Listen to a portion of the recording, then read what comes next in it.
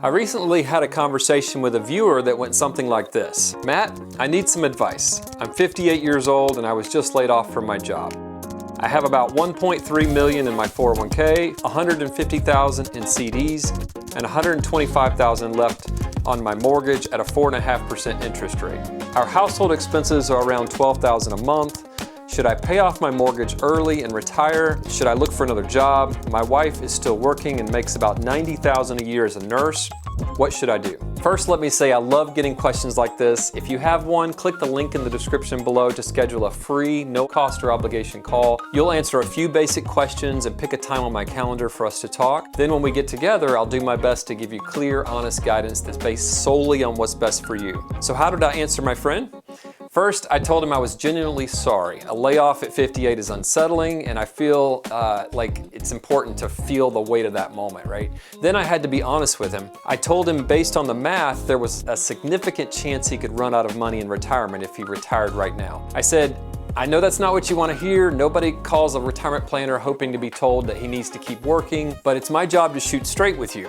If I were in your shoes, I'd think long and hard before making a permanent retirement decision right now. You've done a lot right, you've saved well, you've got a solid emergency fund, and your wife's income helps a lot for now, but her income is temporary, and your nest egg likely needs to provide you with a rising income stream for another 30 years or longer, especially with high inflation and healthcare costs. I also reminded him that paying off the mortgage might feel great, but it reduces flexibility. Once that money is gone, it's gone, and flexibility matters in seasons like this. From a stewardship standpoint, I encouraged him to sit down with a fiduciary certified financial planner, someone who gets paid to give advice, not sell products. I felt like he really needed to see the numbers for himself, and he needed some good advice on what to do with his 401k. I also recommended he consider another job, contract work, or even something lower stress for a few more years. Even some modest income now could allow him to avoid tapping his investments. This could allow them to grow for a few more years if invested properly, which would dramatically improve his chances for a positive, long-term outcome in retirement. And then finally, I said, biblical stewardship isn't about trying to retire as fast as possible. It's about doing what it takes to provide for our families now and in the future, and staying generous for the long haul.